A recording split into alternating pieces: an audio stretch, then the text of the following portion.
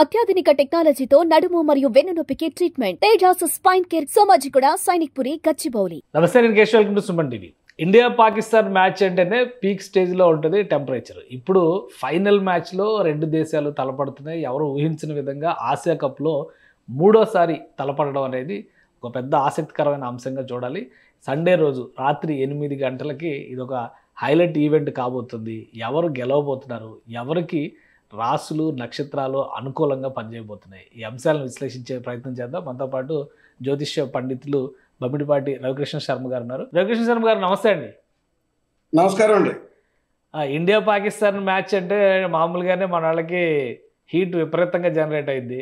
So ఏంటి ఈ మ్యాచ్కి ఆదివారం జరుగుతుంది, రాత్రి 8 గంటలకు జరుగుతుంది.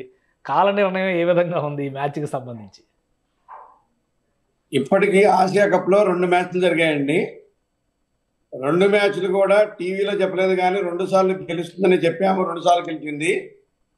ఇప్పుడు మూడోది రేపు జరగబోయే మ్యాచ్ ఏదైతే ఉందో తప్పనిసరిగా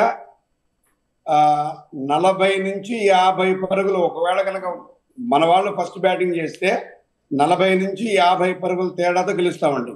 ఓకే. ఒకవేళ కనుక సెకండ్ బ్యాటింగ్ కనుక మనం చేస్తే 5 వికెట్లు, మినిమం 5 వికెట్లు కోల్పోయి మనం గెలుస్తాం.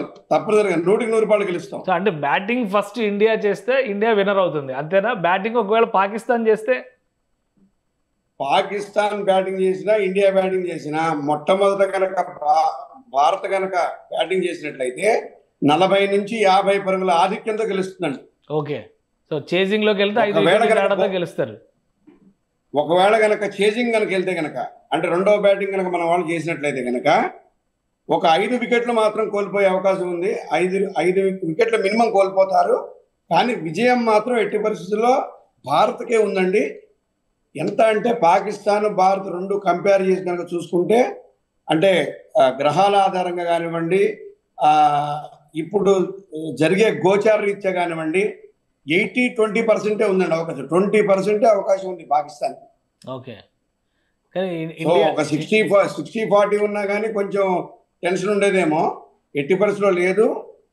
80-20. ఇండియా టీం ఇప్పటి వరకు ఆడినటువంటి విధానం ఇవన్నీ చూస్తే సగటు క్రికెట్ అభిమాని ఎవరైనా కానీ మీరు చెప్పినట్టుగా 80% ఇండియానే గెలుస్తుందని చెప్తారు. కానీ లాస్ట్ వరల్డ్ కప్ అనుభవం మనం చూస్తే అన్ని మ్యాచ్లు గెలిచి వరల్డ్ కప్ ఫైనల్ దగ్గర ఏం జరిగిందో కూడా మనం గమనించాం. సో ఇది మీరు రాసులు గ్రహాలు బలాల అనుకూలంగా చూసి చెప్తున్నారా, లేదంటే ఒక క్రికెట్ అభిమానిగా చెప్తున్నారా? సిచ్యువేషన్ ఆధారంగా మనం తీసుకున్నట్లయితే వరల్డ్ కప్ జరిగే నాటికి మనకి ఆపరేషన్ సింధూర్ జరగలేదు. ఓకే. ఆపరేషన్ సింధూర్ జరగలేదండి మనకి. ఎట్టి పరిస్థితుల్లో కూడా పాకిస్తాన్ చేతిలో మనం ఓడిపోయే అవకాశాలు లేవు.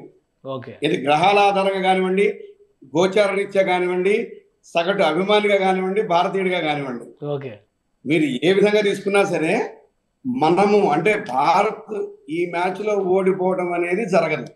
కానీ ఒకటి, చివరి మ్యాచ్ లాస్ట్ మ్యాచ్ చూస్తే కనుక శ్రీలంకతో 202 పరుగులు కొట్టి కూడా భారత్ డిఫెండ్ చేసుకోలేకపోయింది.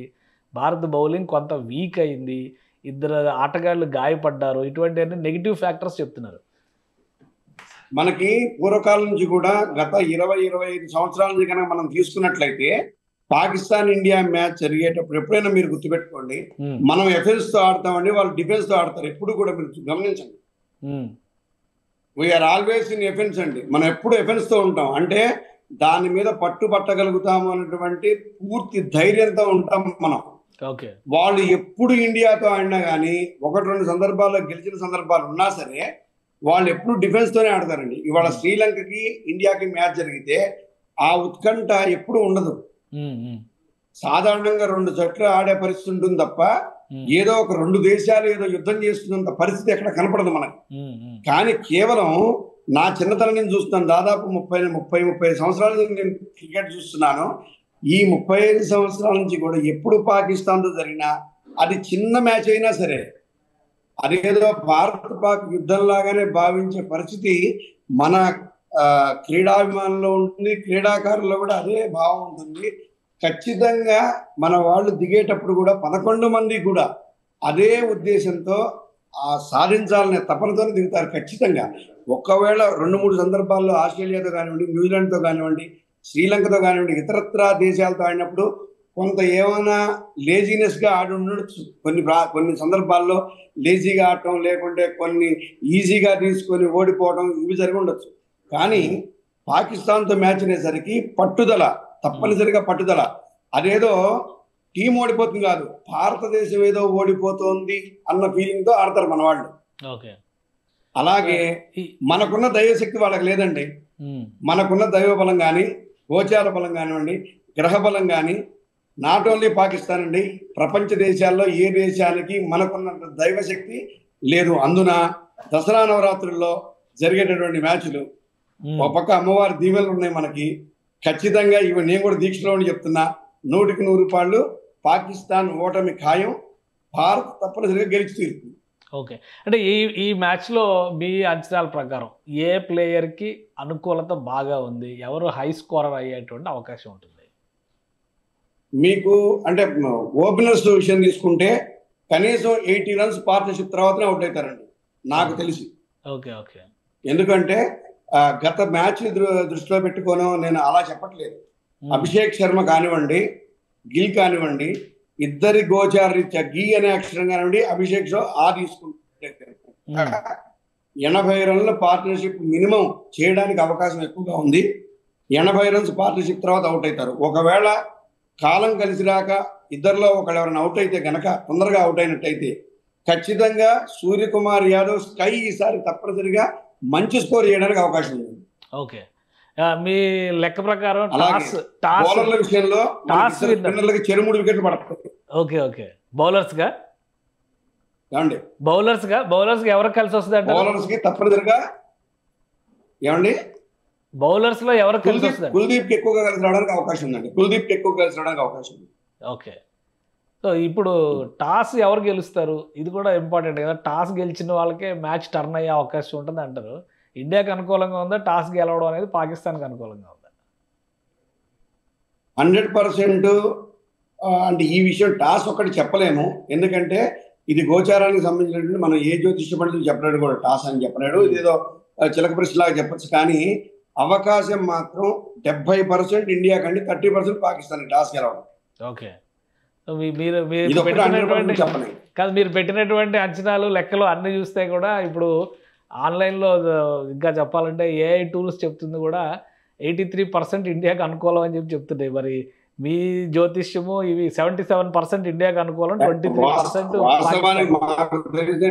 ఇప్పుడే ఫోన్ వచ్చింది, నేను దీక్షలో ఉన్నాను, పూజలో ఉంటే ఫోన్ చేశారు.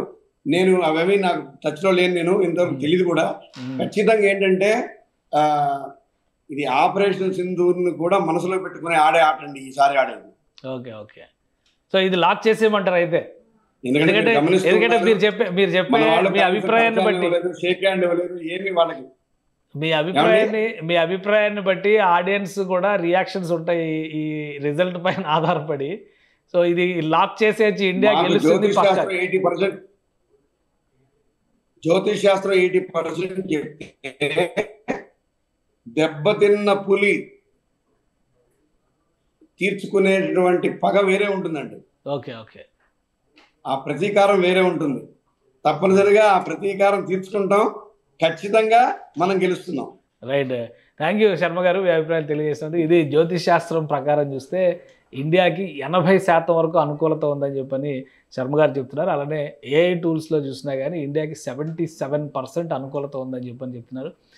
మొత్తంగా చూస్తే ఈ మ్యాచ్ చాలా కీలకమైంది. 3వ మ్యాచ్ గెలవడం ద్వారా ప్రతీకారం తీర్చుకోవాలని అటు పాకిస్తాన్ కూడా తహతహలాడుతుంది. కాబట్టి ఒక టఫ్ ఫైట్ ఉంటుంది. సో ఇది సైంటిఫిక్గా కాదా అనేటువంటి అంశాల కంటే ఆసక్తిని దృష్టిలో పెట్టుకుని చేస్తున్నటువంటి వీడియో మాత్రమే అని గమనించగలరు. సుమన్ టీవీలో మీ పర్సనల్ అండ్ బిజినెస్ ప్రమోషన్స్ కోసం కింది నెంబర్కి కాంటాక్ట్ చేయండి.